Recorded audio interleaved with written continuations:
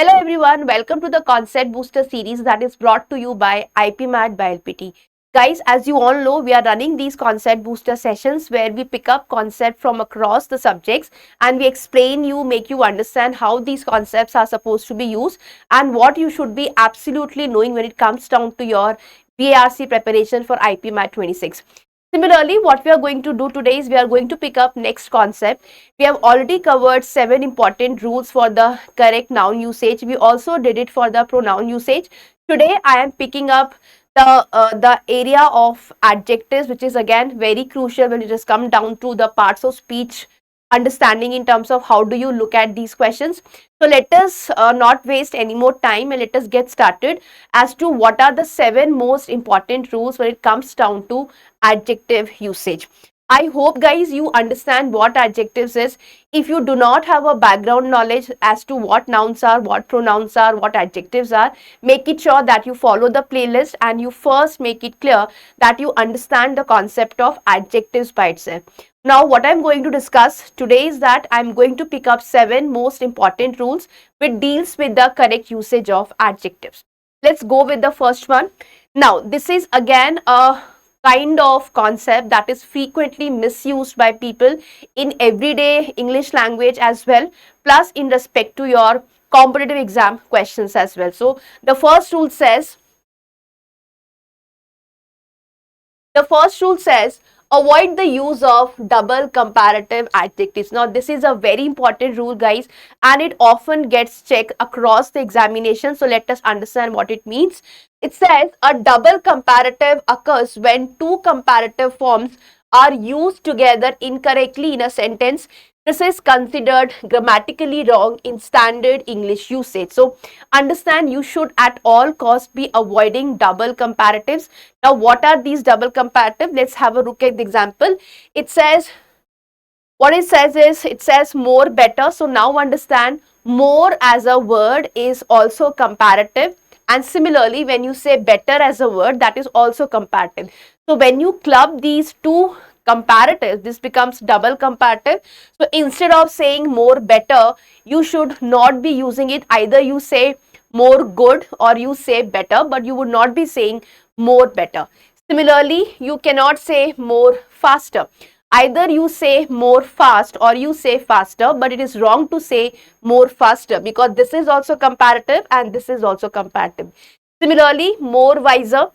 So again, you do not combine two comparative forms together in a sentence. So let's say if I have to have a frame a sentence like it is getting hotter and hotter, that is still fine, but you cannot say it is getting more hotter day by day because more is also comparative and hotter is also comparative.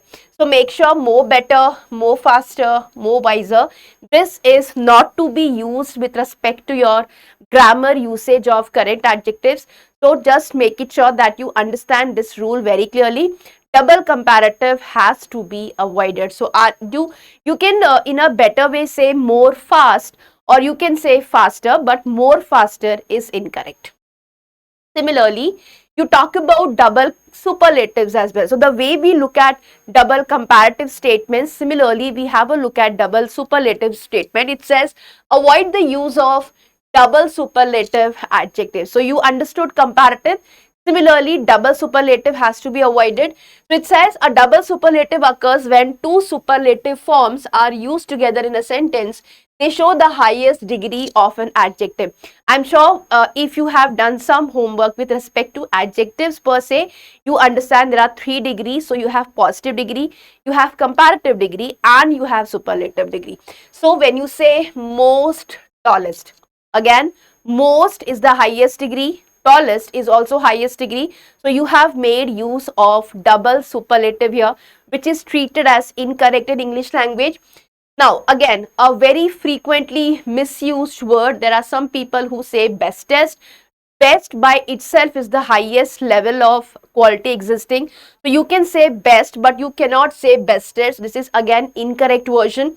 Then you cannot say she is the most smartest girl in the college. So again, most is superlative, smartest is superlative. So you cannot make use of double superlative. So as a general rule, just understand one thing very clearly, that the use of double comparatives and double superlatives has to be avoided. Let's look at the third one. Now guys, there is one important concept of adjectives where you differentiate little with few. Now I'll discuss it in a very brief manner today, because I believe that it's not very difficult to understand. Just understand the basic idea that when you talk about something uncountable, you make use of little, and when you talk about something which is countable, you make use of few. Let us first understand how do we make use of these three combinations of words, which is little, a little and the little. So let us understand where do we use little. It says without an article, it is adjective plus uncountable noun. So little has to be used with something that is uncountable, meaning hardly any or almost none. When you say little as a word or used as an adjective, just understand this word little without an article a signifies a negative meaning, which means hardly any or almost none. For example, I have little money. So when you say I have little money, it has got a negative sense, right? Means I almost have no money. So if you want to specify a negative sense here, that is where you make use of little. So often used to emphasize scarcity. तो अगर आप बात कर रहे हो कि कोई uncountable noun के बारे में बात हो रही है and you are implying the negative sense of the term, then you will be making use of little. We will be also practicing questions in the forthcoming sessions. For now, on the basis of this concept booster series, just understand, let us understand the rules first and then we will go to the practice questions. So this was with case of little. Now you have a little, that is with an article a, so it shows a positive meaning. Again, it's an adjective used with uncountable noun and it means what? Some or a small amount. It is positive sense. Little was used in a negative sense, a little is used in a positive sense. So I have a little money means I have some money enough to get by. So when you say I have a little money, it has got a positive sense, adds a hopeful or sufficient nuance, that whatever be the money that you have, it is sufficient or it is hopeful. That is how you understand the usage of a little. Then you have one more variation where we use the definite article the with little. So it is with definite article the, it again is used with uncountable noun. So it means what? The small amount that exists specifies small quantity. So it says, I spent the little money I had on books. So here there is no positive sense or a negative sense. It simply means that you have a quantity that you are talking about. And obviously it talks about the specific small quantity. So you say often emphasize what little exists has been used or is important. So there is no positive nuance, no negative nuance, just the usage of that amount which was specified and then you make use of the little. Just understand, little is negative, a little is positive, the little is again neutral. So how do you remember it? When you say little, it is negative, which means hardly any. When you say a little, it is positive, which means some and enough. And then you have the little, which means specific small quantity. So little, a little and the little. I'm sure that when you practice questions of adjective usage, you will be able to understand this concept better. But for the time being, just know that when you talk about little, a little and the little, it has an application in terms of what you want to specify in terms of the sense. So positive, negative or neutral, just keep that in mind. Similarly, we have a comparison being made with few.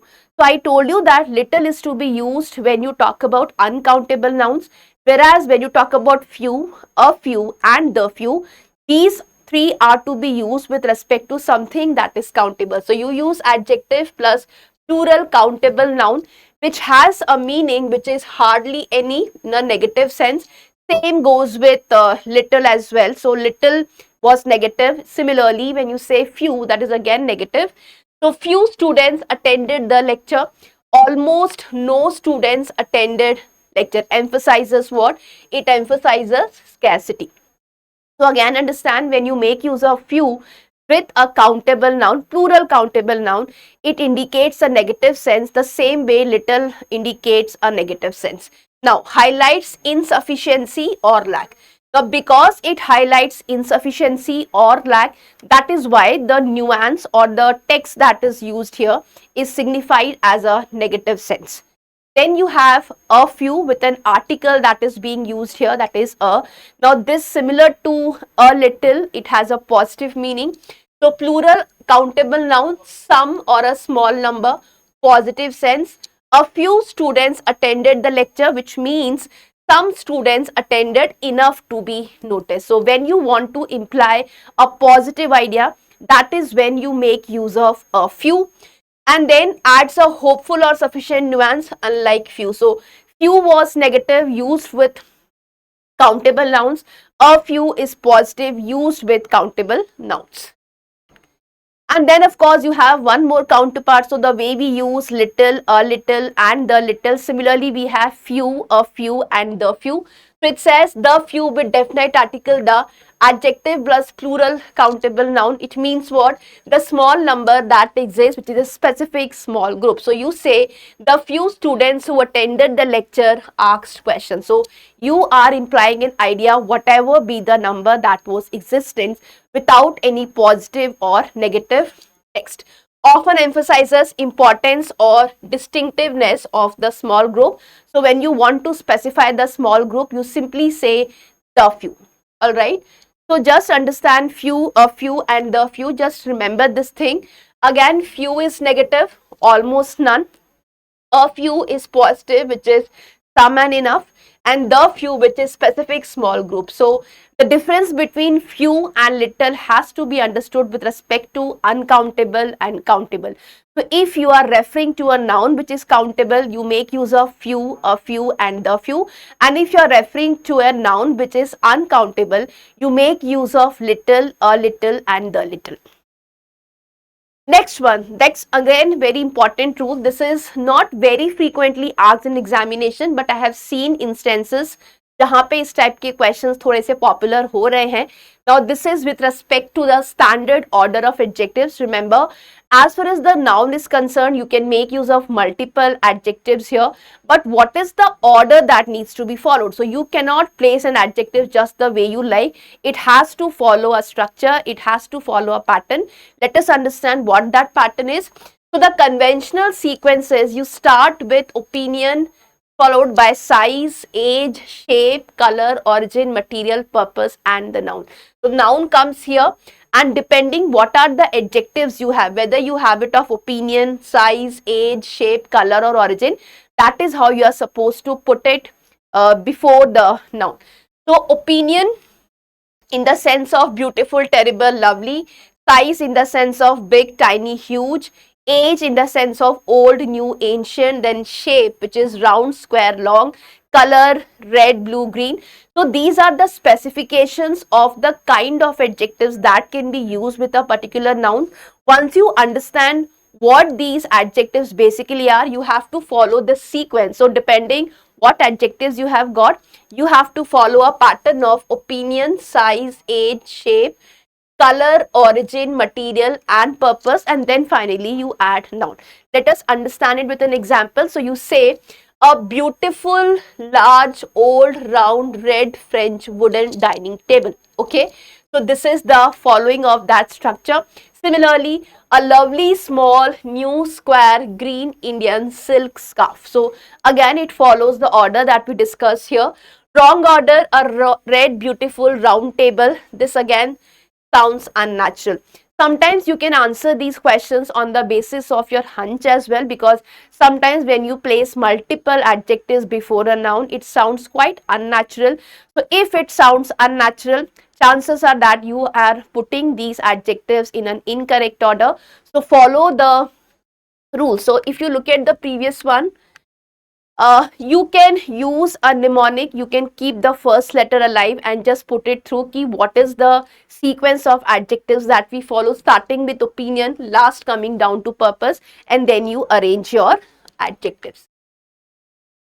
Now next, talk about the second last rule that we are going to discuss, which is rule of correct comparative and superlative forms. Although I told you in the initial phases also, that when you talk about double comparative and double superlative, it has to be avoided in standard written English. Now use only one comparative or superlative form at a time. तो अगर आप एक बार use कर रहे हो तो आपको एक ही को यूज करना है.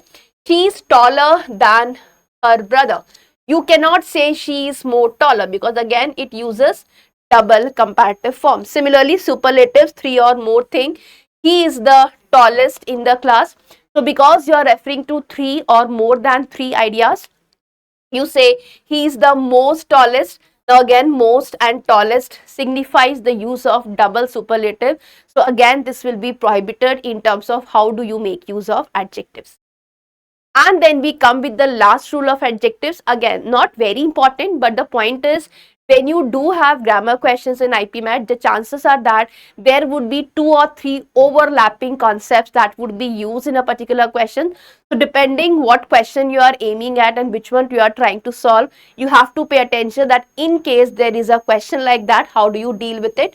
So rule of parallel adjective says that when multiple adjectives modify a noun, they must be parallel in structure. So parallel can also be equated with similar in structure.